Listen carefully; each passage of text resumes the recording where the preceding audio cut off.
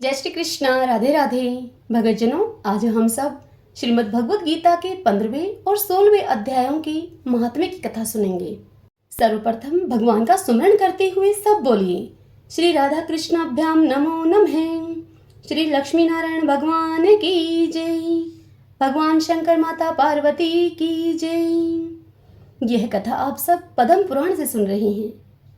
श्री महादेव जी कहते हैं कि हे देवी पार्वती, अब गीता के 15वें अध्याय का तुम महात्म्य सुनो। गौड़ देश में कृपाण नरसिंह नामक एक राजा थे, जिनकी तलवार की धार से युद्ध में देवता भी परास्त हो जाते थे। उनका बुद्धिमान सेनापति शास्त्र और शास्त्र की कलाओं का भंडार था। उसका नाम था शरभ मेरुंड।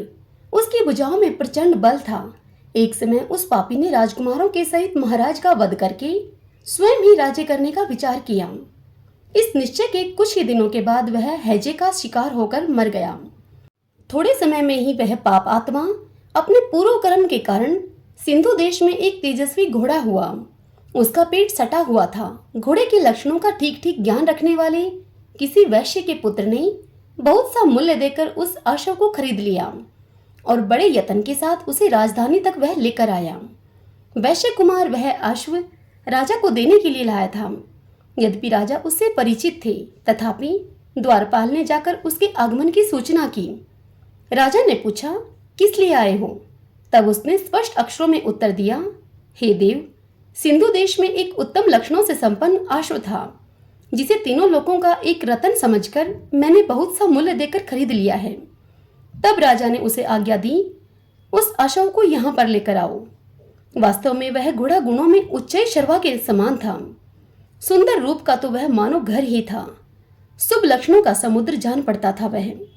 वैश्य घोड़ा लेकर आया और राजा ने उसे देखा। अशोक का लक्षण जानने वाले अमात्यों ने उसकी बड़ी प्रशंसा की। सुनकर राजा अपार आनंद में निमग्न हो गए और उन्होंने वैश्य को मुंह मांगा स्वर्ण देकर ही उससे वह अश्व खरीद लिया। कुछ दिनों के बाद एक समय राजा शिकार खेलने के लिए उत्सुक होकर उसी घोड़े पर चढ़कर वन में गए। वहां मृगों के पीछे उन्होंने अपना घोड़ा बढ़ाया। पीछे पीछे सब ओर से दौड़कर आते हुए समस्त सैनिकों का साथ उनसे छुट गया। वे हिरणों के द्वारा आकर्ष होकर बहुत दूर तक निकल गए। प्यास ने उन्हें व्याकुल कर दिया था। तब वह राजा घोड़े से उतरकर जल की खोज करने लगे। घोड़े को तो उन्होंने वृक्ष की डाली में बांध दिया और स्वयं एक चट्टान पर चढ़ने लगे। कुछ दूर जाने पर उन्होंने देखा कि एक पत्ते का टुकड़ा हवा से उड़कर शिलाखंड पर गिरा है। उसमें गीता के 15वें अध्याय का आधा श्लोक लिखा हुआ था। राजा उसे बांचने लगे। उनके मुख से गीता के अक्षर को सुनकर घोड़ा तुरंत ही गिर पड़ा और अश्व योनि से उसकी मुक्ति हो गई तथा तुरंत ही वह दिव्य विमान पर बैठकर स्वर्गलोक को चला गया। तत्पश्चात राजा ने पहाड़ पर चढ़कर एक उत्तम आश्रम देखा, जहां नाग केसर, केले, आम और नारियल के वृक्ष लहरा रहे थे। आश्रम के भीतर एक ब्राह्मण बैठे हुए थे, जो संसार की वासनाओं से मुक्त थे। राजा ने उन्हें प्रणाम करके बड़ी भक्ति के साथ उनसे पूछा, हे ब्राह्मण, मेरा अश्व जो अभी अभी स्वर्ग को चला गया है, उसमें क्या कारण है? राजा की इस बात को सुनकर त्रिकालदर्शी, मंत्रवेता एवं महापुरुषों में श्रेष्ठ विष्णु शर्मा नामक ब्राह्मण ने कहा, हे राजन, पूर्व काल में तुम्हारे यहाँ जो शरभ मेरुंड नामक एक सेनापति था, वह तुम्हें पुत्रों के सहित मारकर स्वयं राज्य हड़प लेने को तैयार था। इसी बीच में वह हेजे का शिकार होकर मृत्यु को प्राप्त हो गया। उसके बाद वह इसी पाप से घोड़ा हुआ है। यहाँ कहीं गीता के 15वें अध्याय का आधा श्लोक कहीं लिखा हुआ मिल गया था। उसे ही तुम बांचने लगे। उसी को तुम्हारे मुख से सुनकर वह अश्व स्वर्ग को प्राप्त हुआ है। अब तदंतर राजा के पार्श्ववर्ती सैनिक उन्हें ढूंढते हुए वहां पर उस आश्रम पर आ पहुंचे। उन सबके साथ ब्राह्मण को प्रणाम करके राजा प्रसन्नता पूर्वक वहां से चले गए और गीता के 15वें अध्याय के श्लोक अक्षरों से अंकित उसी पत्र को बांच बांच कर प्रसन्न होने लगे। उनके नेत्र हर्ष से खिल उठे थे। घर आकर उन्होंने मंत्रवेता मंत्रियों के साथ अपने पुत्र सिंहबल को राज्य के सिंहासन पर अभिषिक्त किया और स्वयं 15वें अध्याय के जप से विशुद्ध चित्त होकर मोक्ष को प्राप्त कर लिया। श्री महादेव जी कहते हैं कि हे देवी पार्वती, अब मैं गीता के 16वें अध्याय का तुम्हें महात्म्य बताऊंगा। तुम चित्त लगाकर सुनो। गुजरात में सौराष्ट्र नामक एक नगर है। वहां खड़गबाहु नाम के एक राजा राज्य करते थे, जो दूसरे इंद्र के समान ही प्रतापी थे। उनके एक हाथी था जो मद बहाया करता था और सदा मद में उन्मत्त रहता था। उस हाथी का नाम अरिमर्दन था। एक दिन रात में वह हठात शाकलों और लोहे के खंभों को तोड़ फोड़ कर बाहर निकला। हाथीवान उसके दोनों ओर अंकुश लेकर डरा रहे थे, किंतु क्रोधवश उन सबकी अवहेलना करते हुए उसने अपने रहने के स्थान हाथीशार को ढहा दिया। उस पर चारों ओर से भालों की मार पड़ रही थी, फिर भी हाथी के स्थान पर वह हाथीवान ही डरे हुए थे। हाथी को तनिक भी भय नहीं होता था।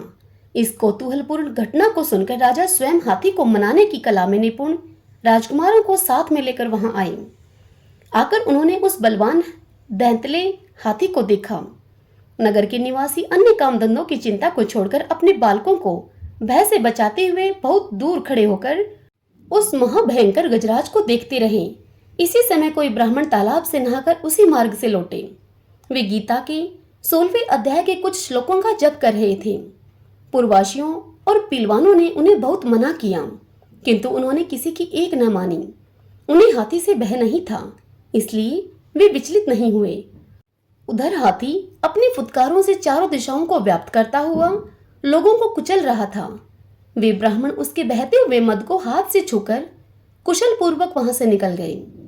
इससे वहां राजा तथा देखने वाले पूर्ववासियों के मन में इतना विस्मय हुआ कि उसका वर्णन नहीं हो सकता। राजा के कमल नेत्र चकित हो उठे थे। उन्होंने ब्राह्मण को बुलाकर सवारी से उतरकर उन्हें प्रणाम किया और पूछा, हे ब्राह्मण राज, आज तुमने यह महान अलौकिक कार्य किया है, क्योंकि इस काल के समान भयंकर गजराज के सामने से आप सुकुशल लौट आए हैं। हे प्रभु, आप किस देवता का पूजन तथा किस मंत्र का जप करते हैं? बताइए, आपने कौन सी सिद्धि प्राप्त की है? तब उन ब्राह्मण देव ने कहा, हे राजन, मैं प्रतिदिन गीता के 16वें अध्याय के कुछ श्लोकों का जप किया करता हूँ। उसी से ये सारी सिद्धियां प्राप्त हुई हैं। श्री महादेव जी कहते हैं, हे देवी, तब हाथी का कौतूहल देखने की इच्छा को छोड़कर राजा ब्राह्मण देवता को साथ में लेकर अपने महल में आए। वहां शुभ मुहूर्त देखकर 1,00,000 स्वर्ण मुद्राओं की दक्षिणा देकर उन्होंने ब्राह्मण देव को संतुष्ट किया और उनसे गीता मंत्र की दीक्षा ली। गीता के 16वें अध्याय के कुछ श्लोकों का अभ्यास कर लेने के पश्चात राजा के मन में हाथी को छोड़कर उसके कौतुक देखने की इच्छा जागृत हुई। फिर तो एक दिन सैनिकों के साथ बाहर निकलकर राजा ने हाथीवानों से उसी मत गजराज का बंधन खुलवाया। राजा के अंदर कोई भय नहीं था। राजा के सुख विलास के प्रति आदर का भाव नहीं रहा। वे अपना जीवन तृणवत समझकर हाथी के सामने चले गए। साहसी मनुष्यों में अग्रगण्य राजा खड़गबाहु मंत्र पर विश्वास करके हाथी के समीप गए और मद की अनवरत धारा बहाते हुए उसके गंड स्थल को हाथ से छूकर सुकुशल लौट आए। काल के मुख से धार्मिक और खल के मुख से साधु पुरुष की भांति राजा उस गजराज के मुख से बचकर निकल आए। नगर में आने पर उन्होंने अपने राजकुमारों को राज्य पर अभिषिक्त कर दिया तथा स्वयं गीता के 16वें अध्याय का जप करके परम गति को प्राप्त किया। हरि ओम तत्सत। श्री राधा कृष्णाभ्याम नमो नमः। श्री लक्ष्मी नारायण भगवान की जय। भगवान शंकर माता पार्वती की जय। भक्तजनों, यदि यह कथाएं आपको मेरे द्वारा सुनना पसंद आ रहा है, आपके लिए उपयोगी सिद्ध हो रही हैं, तो आप वीडियो को अवश्य लाइक करें और कमेंट बॉक्स में जय श्री कृष्णा राधे राधे लिखिए। जय श्री कृष्णा राधे राधे।